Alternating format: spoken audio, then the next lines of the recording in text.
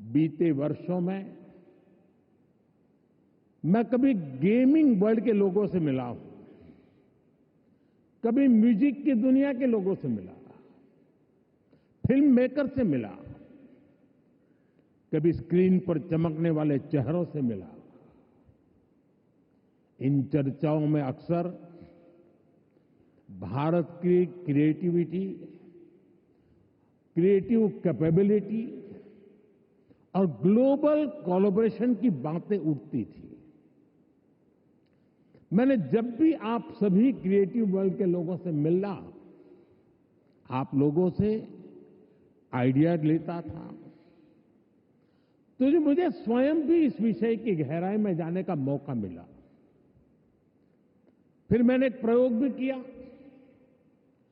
6-7 साल पहले जब महात्मा गांधी जी की 150वीं जयंती का अवसर आया, तो 150 देशों के गायक गायिकाओं को गांधी जी का प्रिय गीत वैष्णव भजन तो तेने कहिए, ये गाने के लिए मैंने प्रेरित किया। नरसिंह मेहता जी द्वारा रचित ये गीत 500-600 साल पुराना है, लेकिन गांधी 150 के समय दुनिया भर के आर्टिस्ट ने इसे गाया और इसका एक बहुत बड़ा इम्पैक्ट हुआ। दुनिया एक साथ आई।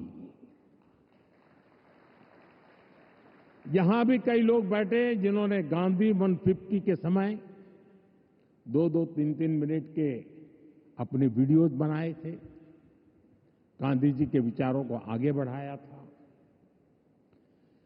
भारत और दुनिया भर के क्रिएटिव वर्ल्ड की ताकत मिलकर क्या कमाल कर सकती है, इसकी एक झलक हम तब देख चुके हैं।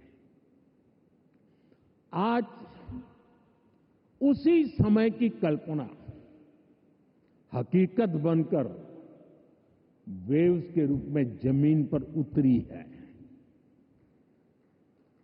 साथियों, जैसे नया सूरज उगते ही आकाश को रंग देता है, वैसे ही ये समिट अपने पहले पल से ही चमकने लगी है। Right from the first moment the summit is roaring with purpose. पहले एडिशन में ही वेव्स ने दुनिया का ध्यान अपनी तरफ खींच लिया है। हमारे एडवाइजरी बोर्ड से जुड़े सभी साथियों ने जो मेहनत की है, वो आज यहां नजर आ रही है। आपने बीते दिनों में बड़े पैमाने पर क्रिएटर चैलेंज, क्रिएटोस्फीयर का अभियान चलाया। दुनिया के करीब 60 देशों से 1 लाख क्रिएटिव लोगों ने इसमें पार्टिसिपेट किया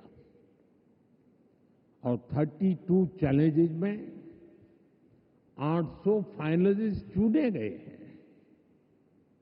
मैं सभी फाइनलिस्ट को अनेक अनेक शुभकामनाएं देता हूं। आपको मौका मिला है दुनिया में छा जाने का, कुछ कर दिखाने का। साथियों, मुझे बताया गया है कि यहां आपने भारत पैवेलियन में बहुत कुछ नया रचा है, नया गढ़ा है। मैं इसे देखने के लिए भी बहुत उत्सुक हूं, मैं जरूर जाऊंगा। वेव्स बाजार का इनिशिएटिव भी बहुत इंटरेस्टिंग है। इसे नए क्रिएटर्स एनकरेज होंगे, वो नए बाजार से जुड़ पाएंगे। आर्ट की फील्ड में बायर्स और सेलर्स को कनेक्ट करने का ये आइडिया वाकई बहुत अच्छा है। साथियों, हम देखते हैं कि छोटे बच्चे के जीवन की शुरुआत जब बालक पैदा होता है तब से मां से उसका संबंध भी लोरी से शुरू होता है।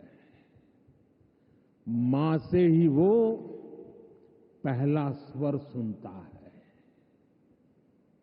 उसको पहला स्वर संगीत से समझ आता है।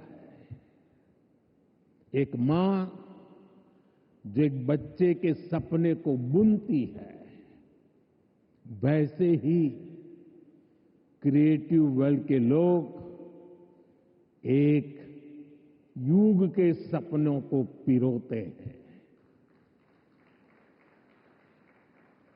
वेव्स का मकसद ऐसे ही लोगों को एक साथ लाने का है। साथियों, लाल किले से मैंने सबका प्रयास की बात कही है। आज मेरा ये विश्वास और पक्का हो गया है कि आप सभी का प्रयास आने वाले वर्षों में वेव्स को नई ऊंचाई देगा। मेरा इंडस्ट्री के साथियों से यह आग्रह बना रहेगा कि जैसे आपने पहली समिट की हैंड होल्डिंग की है, वो आगे भी जारी रखें। अभी तो वेव्स में कई तरह की खूबसूरत लहरें आनी बाकी है। भविष्य में वेव्स अवार्ड भी लॉन्च होने वाले हैं।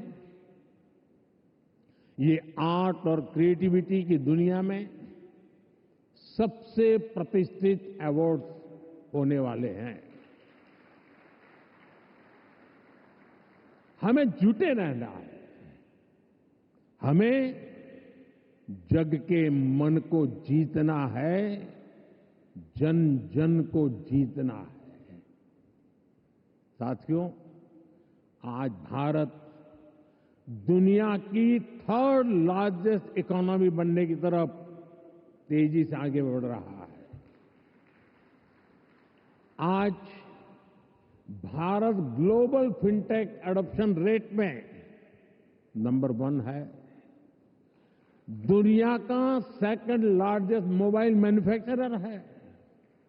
दुनिया का तीसरे सबसे बड़ा स्टार्टअप इकोसिस्टम भारत में है। विकसित भारत की हमारी जर्नी तो अभी शुरू हुई है। भारत के पास इससे भी कहीं अधिक ऑफर करने के लिए है। भारत बिलियन प्लस आबादी के साथ साथ बिलियन प्लस स्टोरीज का भी देश है। 2000 साल पहले जब भरत मुनि ने नाट्यशास्त्र लिखा तो उसका संदेश था, नाट्यम भावयति लोकम। इसका अर्थ है कला संसार को भावनाएं देती है, इमोशन देती है, फीलिंग्स देती है। सदियों पहले जब कालिदास ने अभिज्ञान शाकुंतलम, तब भारत ने क्लासिकल ड्रामा को एक नई दिशा दी। भारत की हर गली में कहानी है, हर पर्वत एक गीत है, हर नदी कुछ न कुछ गुनगुनाती है। आप भारत के 6 लाख से ज्यादा गांवों में जाएंगे तो हर गांव का अपना एक फोक है, स्टोरी टेलिंग का अपना ही एक खास अंदाज है। यहां अलग अलग समाजों ने लोक कथाओं के माध्यम से अपने इतिहास को अगली पीढ़ी तक पहुंचा